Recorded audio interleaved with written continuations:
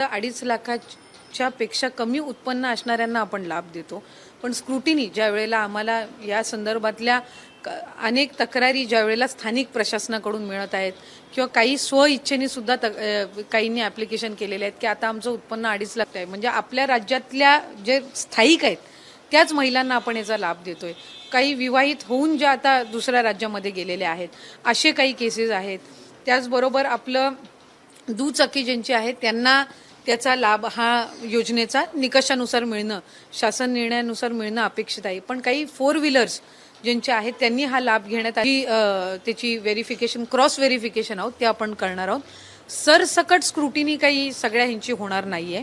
ज्यांचं उत्पन्न 1 लाखापेक्षा कमीच असेल किंवा ज्यांनी ह्याच निकषानुसार अर्ज भरलेले आहेत त्यांचा स्क्रुटिनीचा काही विषय येत नाही. ह्या जे 5 पॅरामीटर्स आपण ठरलेले आहेत याच्यानुसार क्रॉस व्हेरिफिकेशन आपण करणार आहोत. 70% चंक असा आहे जे असे ना तसे ज्यांचं जे पिवळा आणि केशरी कार्ड धारक आहेत यांचं उत्पन्नच 2.5 लाखापेक्षा कमी आहे, यांचं 1 लाखच उत्पन्न आहे म्हणून ते पिवळा आणि केशरी कार्ड धारक आहेत.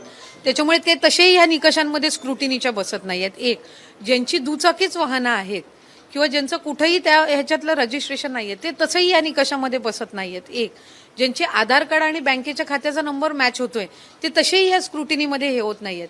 आपण तेवढ्याच घटकाबद्दल बोलतोय ज्यांनी यामध्ये डिफॉल्टर्स केलेले आहेत.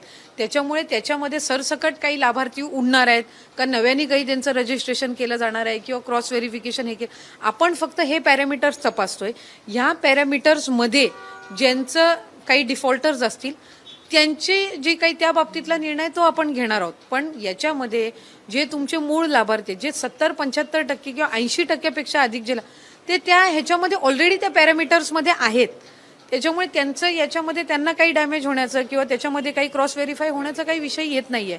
ज्या कंप्लेंट झालेल्या आहेत त्या दुबार नोंदणी, इन्कम, 4 व्हीलर आणि स्थलांतरित झालेले ह्या 4-5 गोष्टींवर आलेल्या आहेत आणि त्याचं क्रॉस व्हेरिफिकेशन आपण फक्त करणार आहोत.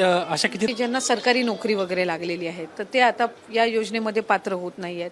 तर जे सरकारी चलन पद्धतीनं आहे तर त्या पद्धतीनं ती रिकव्हरी त्या केसेस पुरती फक्त ज्यांना सरकारी नोकरी लागून ते आता त्या निकषामध्ये बसत नसतील अशा पद्धतीचे जर कुठे झाले असेल तर ते त्या पद्धतीने आहे.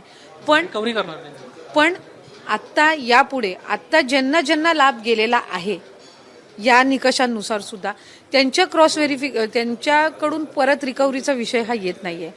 हा